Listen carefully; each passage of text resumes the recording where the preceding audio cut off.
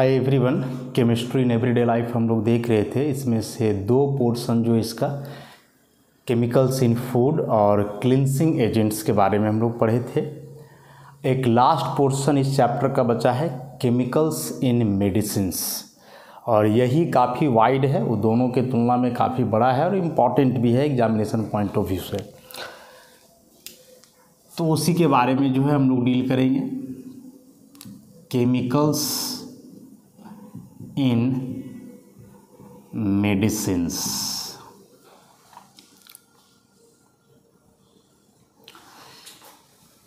Medicines को ही जो है हम लोग ड्रग्स भी बोलते हैं।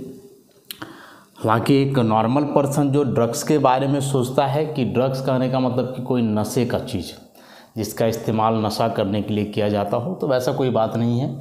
मेडिसिन्स को ही जो है हम लोग दूसरे लैंग्वेज में ड्रग्स बोलते हैं।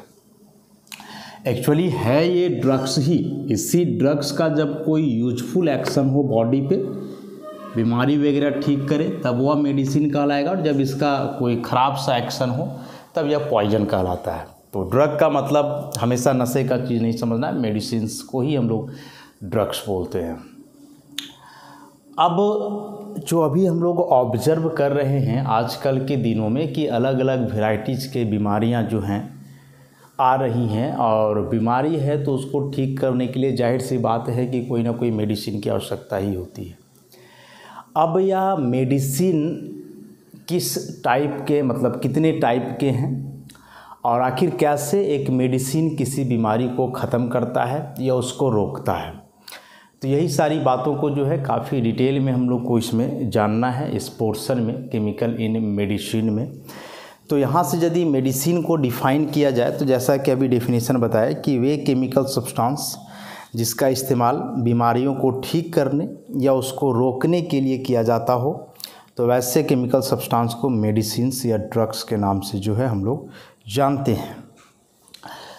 अब देखो, ये केमिकल वर्ड जहाँ भी लग रहा है इसका मतलब कि यह 100% सेफ़ तो नहीं है बॉडी के लिए। ठीक है, मेडिसिन है, बीमारी को ठीक करता है, लेकिन ये भी बात हम लोग को पता है कि जितने भी मेडिसिन्स हैं उनका कुछ ना कुछ साइड इफ़ेक्ट होता है। जीरो साइड इफ़ेक्ट वाला कोई मेडिसिन नहीं है, कुछ ना कुछ साइड इफ़ेक्ट होता ही है। तो एक यूजफुल मेडिसिन या एक बेहतर मेडिसिन आप उसी को बोल सकते हो जिसका मिनिमम साइड इफ़ेक्ट है।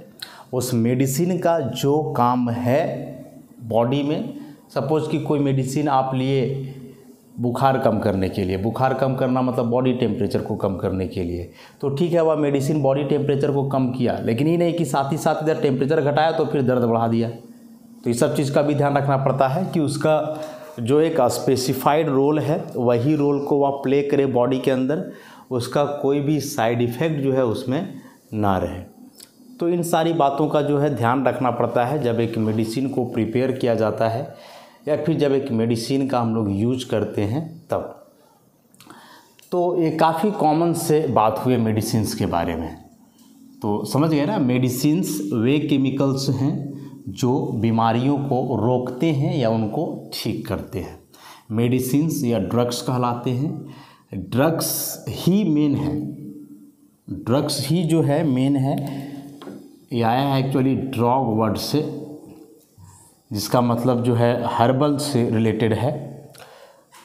पहले जब साइंस इतना डेवलप नहीं किया था तो उस समय लोग कैसे बीमारियों को ठीक करते थे, अभी भी उसका कहीं ना कहीं यूज है। एक इधर एलोपैथ है तो दूसरा होम्योपैथ भी होता है। तो होम्योपैथ में जो दवाइयाँ बनती हैं वे तो बेसिकली नेचुरल प्रोडक्ट से बनती हैं, पेड़ पौधे से बने जो जड़ी बूटी वगैरह होता है उन सारी चीज़ों से। तो वही सब हर्बल से रिलेटेड है, और हर्बल मतलब ड्रग, और इसी से बना है ड्रग, और ड्रग को ही जो है बाद में फिर मेडिसिन बोले जाना लगा लोग। तो अब हम लोग जो है इसमें देखते हैं इस ड्रग्स का क्लासिफिकेशन कि किस आधार पे ड्रग्स को अलग अलग भाग में रखा गया है, उसको कैसे क्लासिफाई किया गया है, इन सारी चीज़ों को देखते हैं। तो यह जो ड्रग है ना, इसको बेसिकली 4 पार्ट में रखा गया है क्लासिफिकेशन जो है। सबसे पहला है फार्माकोलॉजिकल इफेक्ट, फार्माकोलॉजिकल इफेक्ट के आधार पर। दूसरा इसका है ड्रग एक्शन के आधार पे। तीसरा क्लासिफिकेशन है इसका केमिकल स्ट्रक्चर के आधार पे, केमिकल स्ट्रक्चर के आधार पे। और फिर लास्ट क्लासिफिकेशन इसका है मॉलिक्यूलर टारगेट्स के आधार पे, मॉलिक्यूलर टारगेट्स के आधार पे। तो इन 4 बेसिस पे मेडिसिन्स को क्लासिफाई किया गया है और ये चारों क्या क्या बतला रहे हैं, आखिर किस आधार पे ये क्लासिफिकेशंस हैं, उसको यदि हम लोग समझना चाहें तो फार्माकोलॉजिकल इफ़ेक्ट के आधार पे जो क्लासिफिकेशन है इसमें मेडिसिन को जो बांटा गया है वह उसके एक्शन के आधार पे। सपोज कोई मेडिसिन है जो बॉडी पेन से रिलीफ दिलाता है तो वैसे मेडिसिन को हम लोग एनाल्जेसिक्स बोलते हैं। कोई मेडिसिन है जो बॉडी टेम्परेचर को कम करता है हाई फीवर में तो वैसे मेडिसिन को एंटीपायरेटिक्स बोलते हैं। कोई मेडिसिन है जो बॉडी में एसिडिटी को कम करता है तो वह एंटासिड्स कहलाता है।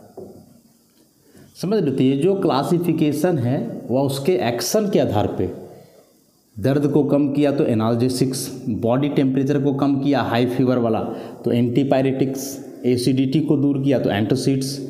तो ये जो क्लासिफिकेशन है उनका एक्शन के आधार पे, इसी को हम लोग फार्माकोलॉजिकल इफेक्ट बोलते हैं और इसके आधार पे मेडिसिन ऐसे अलग अलग टाइप के हैं। बेसिकली हम लोग को जो मेडिसिन वगैरह के बारे में पढ़ना है उसमें मेजर क्लास इसी का है, फार्माकोलॉजिकल इफेक्ट के आधार पे। दूसरा ड्रग एक्शन, कि जो आप ड्रग्स ले रहे हो जो मेडिसिन, उसका एक्शन कहने का मतलब क्या हुआ ना कि जैसे हम लोग का बॉडी है, बॉडी में एक केमिकल रिलीज होता है हिस्टामिन, और यह यदि हिस्टामिन बहुत एक्सेस में रिलीज हो, बहुत ज़्यादा, ज़रूरत से ज़्यादा, तो वहाँ बॉडी में एलर्जिक एक्शन पनपता है। एलर्जिक एक्शन मतलब आपको कोई पर्टिकुलर चीज़ से एलर्जी होने लगेगा। मतलब होता है कि बहुत लोगों को बहुत ज़्यादा ठंड बर्दाश्त नहीं हुआ, या कुछ लोग हैं उनको बहुत ज़्यादा डस्ट वगैरह बर्दाश्त नहीं होता है, धुआं से बड़ा इरिटेशन होता है। तो ये सारी जो चीज़ें हैं वे एलर्जी के अंडर आती है। तो एलर्जिक एक्शन तभी बॉडी में पनपता है जब यह हिस्टामिन ज़्यादा रिलीज हो। अब इसी हिस्टामिन के एक्सेसिव रिलीज को जो कंट्रोल करे मेडिसिन, वही कहलाता है एंटी हिस्टामिन, एंटी हिस्टामिन। तो यह जो एंटी हिस्टामिन है यह ड्रग एक्शन के आधार पे जो है क्लासीफाई है। उसी प्रकार से केमिकल स्ट्रक्चर, केमिकल स्ट्रक्चर कहने का मतलब है कि हम लोग ऑर्गेनिक जो पढ़े हैं पीछे, कई प्रकार के फंक्शनल ग्रुप्स होते हैं और उन्हीं फंक्शनल ग्रुप्स में किसी टाइप का जो है मेडिसिन वगैरह होता है। तो उसमें से एक बड़ा ही कॉमन है सल्फोनिक एसिड का अमाइड, जिसको कि हम लोग सल्फोनामाइड के नाम से जानते हैं। ऐसा कुछ होता है, बेंजीन रिंग है, इधर अमीनो ग्रुप, ये सल्फोनिक एसिड है, लेकिन सल्फोनिक एसिड नहीं, वहाँ सल्फोनामाइड होता है। सल्फोनिक एसिड का अमाइड सल्फोनामाइड है। ऐसा, तो यदि ऐसा इसका स्ट्रक्चर हो तो वैसे मेडिसिन को कॉमनली सल्फोनामाइड बोला जाएगा। लास्ट में मॉलिक्यूलर टारगेट्स है। इसके पहले जो बायोमॉलिक्यूल्स चैप्टर्स हमने पढ़ा कि हम लोग के बॉडी में जो है कई मैक्रो मॉलिक्यूल्स हैं, कार्बोहाइड्रेट्स हैं, प्रोटीन्स हैं, लिपिड्स हैं, डीएनए आरएनए हैं, तो वे सभी मॉलिक्यूलर टारगेट्स कहलाते हैं। तो उसमें से किसको मेडिसिन चूज करता है, किसको टारगेट में लेता है, किस पे वह अपना वर्क करता है, इस आधार पे भी जो है मेडिसिन को क्लासिफाई किया गया है। तो ये 4 बेसिस, एक pharmacological effect, drug action, chemical structure और एक मॉलिक्यूलर टारगेट्स, तो इन 4 बेसिस के आधार पे जो है मेडिसिन्स को क्लासिफाई किया गया है, जिसमें से थोड़ा थोड़ा तो हम लोग सभी पढ़ लेते हैं, लेकिन जो सबसे कॉमन है वह है दिस वन, फार्माकोलॉजिकल इफेक्ट। तो ये हम लोग देख लिए कि मेडिसिन है क्या, इसको क्लासिफाई कैसे किया गया है। अब मेन आता है इस मेडिसिन का वर्क, कि कोई भी दवाई जब हम लोग लेते हैं तो बॉडी में कैसे काम करता है, कैसे फंक्शन करता है बॉडी में, उसको हम लोग देखेंगे।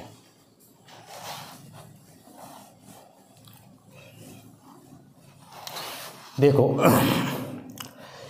इसके लिए पीछे के कई चैप्टर्स में जो है हमने पढ़ा, खास करके बायोमॉलिक्यूल्स में, कि एक बॉडी जो है वह बेसिकली बना हुआ है या उस बॉडी के फंक्शन को रेगुलेट करता है कुछ बायोमॉलिक्यूल्स, जिसमें कार्बोहाइड्रेट्स हैं, प्रोटीन्स हैं, विटामिन्स हैं, लिपिड्स हैं, डीएनए आरएनए हैं, मतलब न्यूक्लिक एसिड्स हैं, ऐसे। तो कोई भी बीमारी हो रहा है तो वह बीमारी बेसिकली करेगा क्या कि यही सारे जो बायोमॉलिक्यूल्स हैं उनके नेचर को बिगाड़ेगा, उनके फंक्शन को डिस्टर्ब करेगा। जैसे हमने कोरोना वायरस के बारे में जाना कि वह आरएनए से बना हुआ है और आरएनए हम लोग के बॉडी में प्रोटीन सिंथेसाइज करता है। तो यदि वह आरएनए से बना हुआ था तब तो वह बेहतर था ना, बॉडी के लिए प्रोटीन बनाता, लेकिन ख़राब वाला प्रोटीन बनाता था, इसलिए फिर जो उसको हटाना वहाँ से ज़रूरी हो जाता था। ख़राब वाला प्रोटीन बना, इसका मतलब कि वह बॉडी को डैमेज करेगा और बॉडी को मजबूत करने की जगह जो है उसको डैमेज कर देगा। तो जो भी मैक्रोमॉलिक्यूल्स हैं, जो बायोमॉलिक्यूल्स हैं, जो एक बॉडी के फंक्शन को रेगुलेट करते हैं, उन्हीं मैक्रोमॉलिक्यूल्स के फंक्शन या कोई भी स्ट्रक्चर वगैरह में चेंजिंग आए तो वहाँ से जो है बीमारियाँ होती हैं और इसी को ठीक करने के लिए जो है हम लोग मेडिसिन लेते हैं। तो इसमें से हम लोग जो है देखेंगे सबसे पहले drug target interaction. Drug target interaction, target कहने का मतलब हुआ जो डैमेज्ड सेल या टिश्यूज है या कोई भी ऑर्गन है तो उसको हम लोग टारगेट बोलेंगे। ड्रग मतलब जान ही रहे हो, जो मेडिसिन लिया जा रहा है। तो आखिर मेडिसिन जो आप ले रहे हो एक पर्टिकुलर ऑर्गन में जो बीमारी है उसको ठीक करने के लिए, या कैसे इसके साथ जुड़ता है, कैसे इसके साथ इंटरैक्ट करता है, इसी को जो है हम लोग जानेंगे।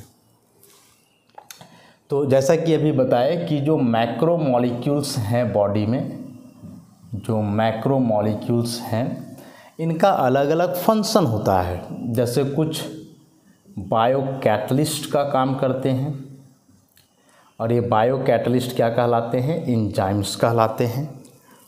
कुछ जो है बॉडी के कम्युनिकेशन सिस्टम के लिए रिस्पॉन्सिबल है और बॉडी के लिए जो कम्युनिकेशन सिस्टम का काम करता है वे रिसेप्टर्स कहलाते हैं।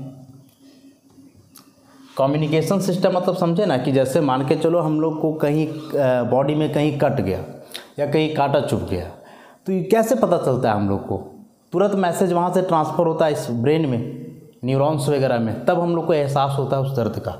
होता है कई बार ऐसे कि मान के चलो एक्सीडेंट हुआ आपका, आप बेहोश हो, तो बेहोश उस समय तो दर्द का एहसास ही नहीं होता है क्योंकि उस समय यह ब्लॉक होता है। लेकिन जब आप होश में आओगे या एक्टिव हो जाएगा, मैसेज यहाँ तुरंत पहुँच जाएगा, तब जा कर के आपको दर्द का एहसास होता है। तो ये जो मैसेज पहुँच रहा है उस पर्टिकुलर साइट से ब्रेन के पास या कोई ना कोई मैसेंजर के थ्रू होता है और वह भी कोई ना कोई केमिकल सब्सटेंस ही होता है। तो वही लिखे यहाँ जो मैसेज ट्रांसफ़र हो रहा है कम्युनिकेशन सिस्टम, जिसको कि हम लोग क्या बोलते हैं, रिसेप्टर्स।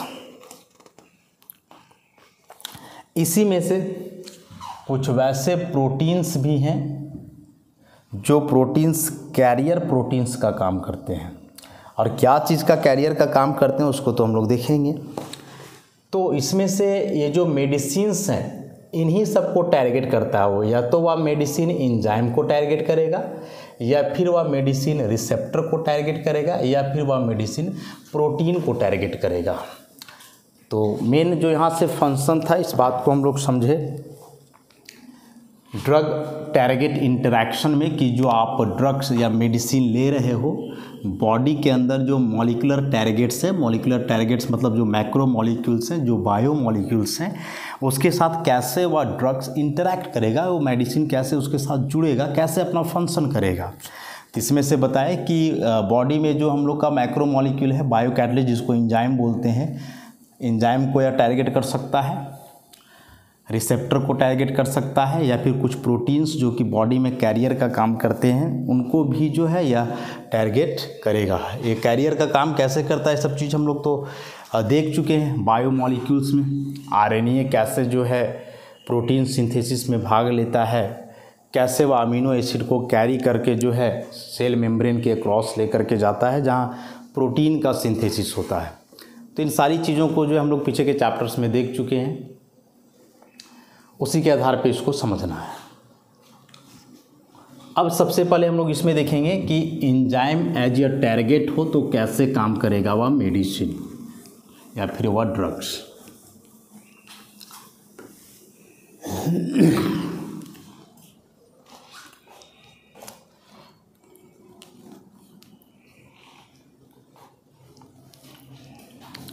तो सबसे पहला enzymes as drug target. Enzymes कैसे एक ड्रग टारगेट हो सकता है, मतलब कैसे कोई मेडिसिन एंजाइम के साथ इंटरैक्ट करके अपना एक्शन जो है बॉडी पे दिखला सकता है, उसको हम लोग देखते हैं। तो इसके पहले जानना होगा इस एंजाइम का फंक्शन, जो ऑलरेडी हम लोग बायोमॉलिक्यूल चैप्टर में देखे हैं। एंजाइम का क्या फंक्शन होता है, तो सिंपल सी बात है कि एंजाइम जो है वे बायो कैटलिस्ट हैं। वे क्या है, बायो कैटलिस्ट हैं। कैसे ये फंक्शन करते हैं, इसके लिए मैकेनिज्म भी बताया गया था कि मान लो यह एंजाइम है, तो यह एंजाइम क्या करेगा कि सबस्ट्रेट के साथ इंटरैक्ट करेगा। ये मान लिया जाए कि सबस्ट्रेट है। सबस्ट्रेट कहने का मतलब कि कोई भी बायोमॉलिक्यूल हो सकता है, जैसे कार्बोहाइड्रेट हम लेते हैं खाने के रूप में, विटामिन्स लेते हैं, प्रोटीन्स लेते हैं, तो वही सब चीज़ जा करके बॉडी में अच्छे से फंक्शन करे तो बॉडी के लिए बेनिफिशियल हुआ, वह बॉडी को ग्रो कर रहे हैं। लेकिन वही जा करके बैड फंक्शन करने लगे बॉडी के अंदर। बैड फंक्शन कहने का मतलब कि हुआ कि उनका स्ट्रक्चरल अरेंजमेंट चेंज हो जाए या और कई भी कारण हो सकते हैं, तब जो है वहाँ बीमारी का वहाँ जनरेट करने का काम करते हैं। तो यह है सबस्ट्रेट। तो क्या इसमें बताया गया था कि सबसे पहले होता क्या है कि यह सबस्ट्रेट जा करके इस एक्टिव साइट पे एडजॉर्ब होता है। ठीक, ये जा करके यहाँ एडजॉर्ब हुआ,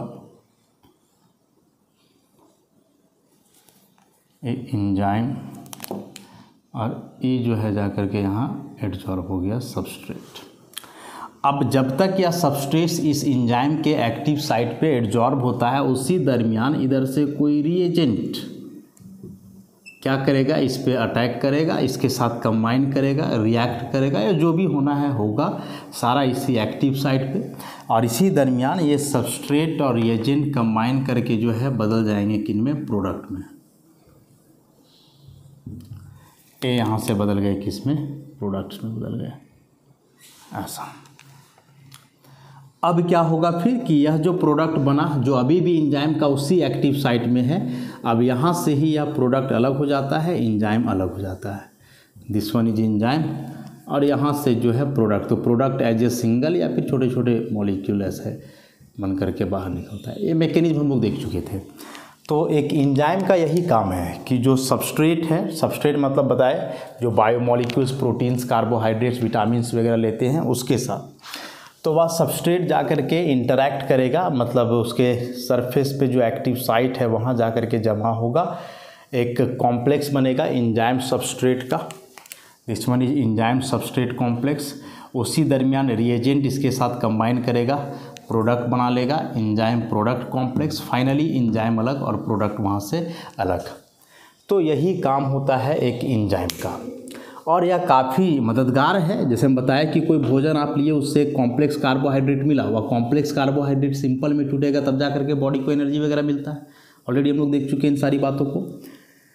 तो यह यदि सही से हो रहा है तब तो ठीक है, बॉडी के लिए बढ़िया है। लेकिन यही फंक्शन यदि गड़बड़ हो जाए, मतलब सबस्ट्रेट यहाँ गलत तरीके से जा कर के एडजॉर्ब हो, या फिर ये अपना गलत एक्शन दिखलाए यहाँ पे जा कर के, तब फिर जो है डिजीज वहाँ से प्रोड्यूस होता है। तो कैसे अब इसको मेडिसिन ठीक करता है, कैसे मेडिसिन इसको ठीक करता है उसको हम लोग देखते हैं। तो एंजाइम का फंक्शन समझ गए ना, कैटलिस्ट का काम करेगा। एक फंक्शन और होता है एंजाइम का कि कभी कदार ये एंजाइम्स क्या करते हैं। देखो एंजाइम्स में तुम लोग पढ़े कि एंजाइम्स है क्या, बेसिकली वे प्रोटीन्स हैं, और प्रोटीन्स क्या हैं, अल्फा अमीनो एसिड्स हैं। Proteins are composed of alpha amino acids, simple सी बात है। अल्फा अमीनो एसिड मतलब कि दो चीज़ है, अमीनो ग्रुप है और कार्बोक्सिल ग्रुप है। मतलब कहीं ना कहीं इस एंजाइम में फंक्शनल ग्रुप्स हैं। बेसिकली कौन से फंक्शनल ग्रुप्स हैं, एमीन ग्रुप और कार्बोक्सिल ग्रुप। तो ये एंजाइम्स क्या करते हैं ना कि कभी कदार यही फंक्शनल ग्रुप को ट्रांसफ़र करते हैं, या यही फंक्शनल ग्रुप जो है ये प्रोवाइड करते हैं इस सबस्ट्रेट को, और उस सबस्ट्रेट यही फंक्शनल ग्रुप से मिल करके जो है आगे प्रोडक्ट का फॉर्मेशन करता है। तो दो बात हुआ एंजाइम का, एक तो ऐसे ही सरफेस प्रोवाइड किया एक्टिव साइट जहाँ सबस्ट्रेट जा करके ही होगा, और दूसरा ऐसे कि कभी कदार यह फंक्शनल ग्रुप को भी ट्रांसफ़र करता है। एंजाइम में फंक्शनल ग्रुप है, कहाँ से आया तो पता है कि एंजाइम्स प्रोटीन्स है। प्रोटीन्स मैंने अल्फा अमीनो एसिड जिसमें ऑलरेडी दो फंक्शनल ग्रुप है, तो इसमें से बेसिकली या एमीन का ग्रुप जो है ट्रांसफ़र होकर के जो है आगे प्रोसेस को कंटिन्यू रखता है, और जो भी आप मॉलिक्यूल लिए हो या जो भी आप न्यूट्रिएंट्स कंज्यूम किए हो उसके साथ वह इंटरैक्ट करके जो है उसको पचाने में जो है मदद करता है, और बॉडी को जो है सूटेबल एनर्जी देता है, बॉडी के हेल्थ को मेंटेनेंस करता है। अब कैसे मेडिसिन काम करेगा, सो देखो यह हुआ एंजाइम, ठीक। इसी में यह है सबस्ट्रेट, और यहीं पे हम लोग लेंगे ड्रग मेडिसिन। हम क्या बोले कि यदि सबस्ट्रेट यहाँ जा कर के एब्जॉर्ब होकर के सही से काम करे तो बॉडी को एनर्जी देगा और यह बॉडी के लिए बेनिफिशियल है। लेकिन किसी भी कारणवश यदि इसका फंक्शन गड़बड़ हो जाए तो फिर यही जो है डिजीज को प्रोड्यूस करता है, इसी के चलते जो है बीमारी होती है। तो ये तो तब कर पाएगा ना जब ये जाकर के यहाँ ऐसे एब्जॉर्ब होगा।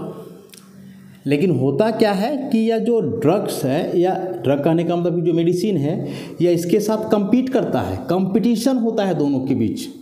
और कंपटीशन जब होता है तो यह सबस्ट्रेट हारता है, ड्रग जीतेगा।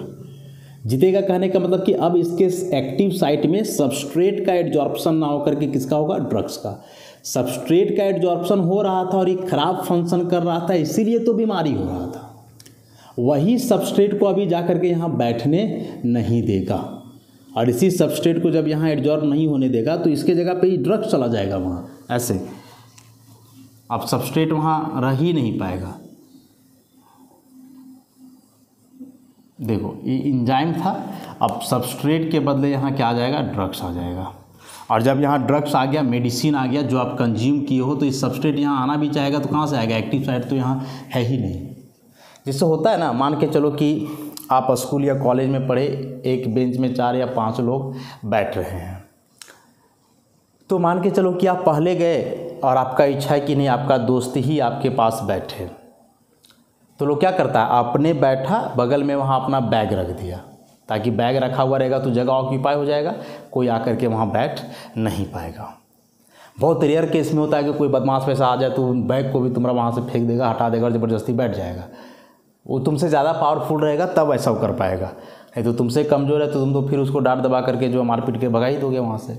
तो जैसे वहाँ आप बैठे और बगल वाले खाली जगह को ऑक्यूपाई कर लिए ताकि वहाँ कोई दूसरा अनदर पर्सन ना बैठे, आपका दोस्त ही बैठे, तो जगह ब्लॉक करने के बाद अगला के लिए ऑप्शन अब नहीं रहा ना, वहाँ वो चाह करके भी नहीं बैठ सकता है। बताए कि बैठेगा भी तब जब वो आपसे ज़्यादा ताकतवर होगा। तो इसी प्रकार से यहाँ होता है कि बीमारी तब होता है जब ये सबस्ट्रेट यहाँ आकर के बैठता है, लेकिन ऐसा तो हो ही नहीं रहा है। इस जगह को ऑक्यूपाई कर ले रहा है ड्रग्स। हाँ, अभी ड्रग को यहाँ से हटा करके सबस्ट्रेट आ सकता है जब इससे ज़्यादा पावरफुल हो, मतलब उसके मेडिसिन कमज़ोर हो। होता है ना, आप डॉक्टर के पास जाओगे तो कुछ डॉक्टर्स ऐसे होते हैं कि एक ही बार में पावरफुल मेडिसिन लिखेंगे जो तुरंत बीमारी ठीक करेगा, और कुछ होता है कि 2-4 महीना तुमको दौड़ाएगा, बीमारी ठीक ही नहीं हो रहा, तो उस केस में वो कमज़ोर वाला ड्रग्स देता है मेडिसिन, और ये मेडिसिन इस सबस्ट्रेट के लिए सफिशिएंट नहीं होता है। सबस्ट्रेट इसी को यहाँ से धक्का मार के निकाल देता है और फिर एडजॉर्ब हो जाता है, फिर से वही बीमारी को आगे बढ़ा देता है। समझ रहे हो? तो सबसे पहला काम जो यहाँ ड्रग्स का हुआ वह क्या, कि इस एंजाइम के एक्टिव साइट को ऑक्यूपाई कर लेना, उसको ब्लॉक कर देना, ताकि अब वहाँ सबस्ट्रेट का मॉलिक्यूल जा कर के एडजॉर्ब ना हो, ताकि वह आगे अपना कोई फंक्शन ना कर पाए और हम बीमारी से बचे रहे। तो यहाँ जो इस ड्रग का है वह कॉम्पिटिटिव एक्शन हुआ। क्या हुआ? इसका कॉम्पिटिटिव एक्शन हुआ कि सबस्ट्रेट के साथ कॉम्पीट किया और कॉम्पीट करने के बाद उससे जीत गया, जीतने के बाद वही जा करके एडजॉर्ब हो गया, तो सबस्ट्रेट यहाँ नहीं जमा हो पाएगा, तो आगे कुछ भी नहीं हो पाएगा, ठीक हो जाएगा। उसके बाद दूसरा काम क्या करता है ना, कि कभी कदार यह ड्रग्स डायरेक्ट इस साइट को ऑक्यूपाई नहीं करता है। ऐसे ये जो एक्टिव साइट एंजाइम में था वो तो था ही, एक अनदर साइट भी एंजाइम में होता है, ये तो उसके लिए एक्टिव साइट हुआ, एक्टिव साइट हुआ जो ऊपर सरफेस पे है, और एक जो नीचे बॉटम के तरफ होता है उसको जो है हम लोग एलोस्टेरिक साइट के नाम से जानते हैं। एलोस्टेरिक साइट ऐसा। तो इस बार जो है ड्रग का क्या फंक्शन होगा? ऊपर वाले केस में तो जैसा हम लोग देखें कि वह ड्रग डायरेक्ट एक्टिव साइट को ही ऑक्यूपाई कर रहा था, लेकिन इस बार क्या होगा कि जो आप ड्रग या मेडिसिन ले रहे हो वह ड्रग डायरेक्ट यहाँ ऑक्यूपाई नहीं करके इस जगह को ऑक्यूपाई करेगा, और जब इस जगह को ही ऑक्यूपाई करेगा तो क्या होगा? तो ऐसा करने से होता क्या है कि इस ऊपर वाले एक्टिव साइट का शेप ही चेंज कर जाता है। देखो यहाँ ड्रग आ गया ऐसे, तो यह जो एक्टिव साइट है इसका स्ट्रक्चर चेंज कर गया। This is changed structure of active site.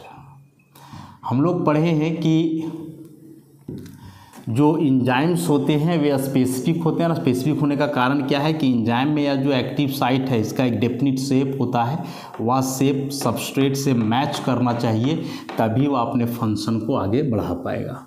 और यही एक्टिव साइट के स्ट्रक्चर को चेंज कर दे रहा है यहाँ ड्रग्स, कि डायरेक्ट यहाँ जा कर के नहीं बैठा, लेकिन क्या किया कि इधर से जाकर के जो एलोस्टेरिक साइट था उस एलोस्टेरिक साइट को ऑक्यूपाई किया, जिसके चलते इस एक्टिव साइट का शेप चेंज कर गया। अब यहाँ सबस्ट्रेट आना भी चाहेगा तो कैसे आएगा? सबस्ट्रेट का ऐसा शेप है, जबकि यहाँ इस टाइप का शेप क्रिएट हो गया, तो फिर से सबस्ट्रेट यहाँ जा कर के नहीं रह पाएगा, उसका एडजॉर्प्शन नहीं हो पाएगा, तो फिर से वह आगे कोई भी फंक्शन नहीं कर पाएगा। समझ गए? तो ड्रग का एक यह इम्पॉर्टेंट रोल था कि कैसे ड्रग जो है टारगेट करता है एंजाइम को और कैसे बीमारियों को दूर करता है। तो कैसे किया, ओवरऑल हम लोग समझ ही गए बात को कि एंजाइम सबस्ट्रेट को प्रोडक्ट में बदलने का काम करता है। सबस्ट्रेट मीन्स जो न्यूट्रिएंट्स हैं जो बॉडी को बनाते हैं, carbohydrate, proteins, vitamin, DNA, RNA, उन सारी चीज़ों को। अब वही सारे मैक्रो मॉलिक्यूल्स या बायो मॉलिक्यूल्स बॉडी में प्रॉपर वे में रहे, अच्छे से काम करे तो वो बॉडी के लिए सही है, लेकिन वही सब चीज़ का फंक्शन यदि बिगड़ जाए बॉडी में तो उसी के चलते बीमारी पनपता है। तो सबका फंक्शन तब बिगड़ेगा ना जब वो सबस्ट्रेट मतलब जो भी कार्बोहाइड्रेट वगैरह है वो जा करके यहाँ जमा होगा, प्रोडक्ट बनाएगा, गंदा वाला प्रोडक्ट बनाएगा तब। लेकिन उसी सबस्ट्रेट को यहाँ बैठने नहीं दे रहा है ना, या जो आप मेडिसिन लिए तो मेडिसिन इसके फंक्शन को रोक दिया, इसको अब यहाँ आने ही नहीं दे रहा है, तो फिर आगे से कोई फंक्शन नहीं कर पाएगा, तो बीमारी जो अपने आप रुक जाना है वहाँ पे ऐसा। तो ये क्या हुआ, एंजाइम को टारगेट करके कैसे कोई ड्रग्स जो है काम करता है। Next receptors. रिसेप्टर्स को कैसे जो है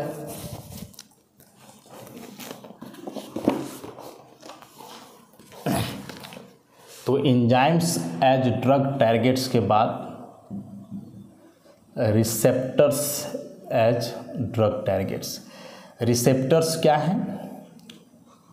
रिसेप्टर्स के बारे में भी क्या बताया गया कि बॉडी में कम्युनिकेशन सिस्टम को जो बनाता है वही कहलाता है रिसेप्टर। ये भी बेसिकली प्रोटीन्स ही होते हैं, ये भी कहीं ना कहीं क्या होते हैं, प्रोटीन्स होते हैं। और ये होते कहाँ हैं, तो जो हम लोग का सेल है उसी सेल मेम्ब्रेन में वे होते हैं, सेल मेम्ब्रेन, यही सेल मेम्ब्रेन में जो है ये होते हैं रिसेप्टर्स। अब इसमें से जो है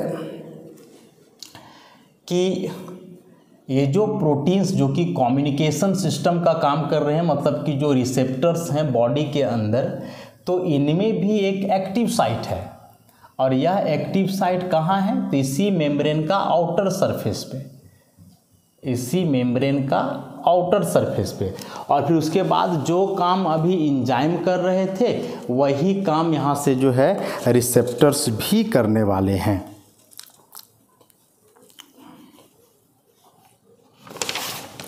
अब ये रिसेप्टर्स जो हैं इनके भी कई रोल्स हो जाते हैं।